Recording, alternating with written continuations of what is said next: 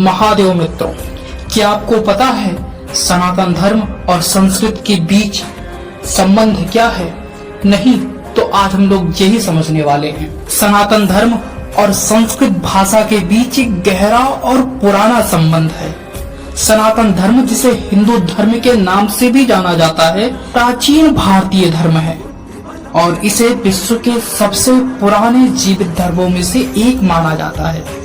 संस्कृत प्राचीन भारत की एक शास्त्रीय भाषा है और इसे देववाणी यानी देवताओं की भाषा के रूप में भी जाना जाता है। सनातन धर्म के प्रमुख धार्मिक ग्रंथ जैसे वेद, उपनिषद, महाभारत, रामायण, पुराण आदि सभी संस्कृत भाषा में लिखे गए हैं। वेदों को हिंदू धर्म का सर्वोच्च और सबसे पुराना ग्रंथ माना जाता है और ये पूरी तरह से संस्कृत भाषा में रचित है। हिंदू धर्म में विभिन्न पूजा पाठ, यज्ञ, हवन आदि संस्कृत में मंत्रों के उच्चारण से संपन्न किए जाते हैं। ये मंत्र संस्कृत भाषा के शब्दों और ध्वनियों के माध्यम से उच्च आध्यात्मिक ऊर्जा का संचार करते हैं।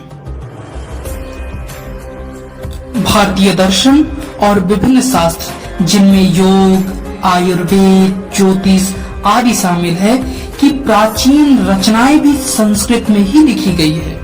पतंजलि के योग सूत्र, चरक संहिता और अन्य प्रमुख ग्रंथ संस्कृत भाषा में ही रचित है।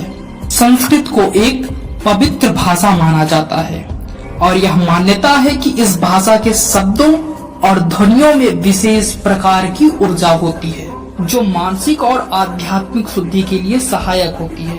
प्राचीन काल में गुरुकुल प्रणाली के माध्यम से संस्कृत भाषा की शिक्षा दी जाती थी।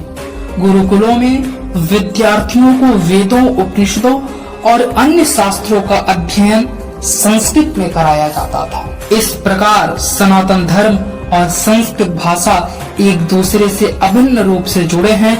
दोनों ने भारतीय संस्कृति, परंपराओं और धार्मिक प्रथाओं को संरक्षित और समृद्ध करने में महत्वपूर्ण भूमिका निभाई है। तो भला हमें सनातनी होने पर और संस्कृत पढ़ने पर गर्व क्यों नहीं होगा? हमें गर्व है सनातनी होने पर और संस्कृत पढ़ने पर, और आप सभी को भी गर्व होना चाहिए अपने सनातनी होने पर। इसलिए इस वीडियो को सभी सनातनियों तक पहुंचाने का महत्वपूर्ण कार्य मैं आप सभी को सौंपता हूँ। महादेव आप सभी को।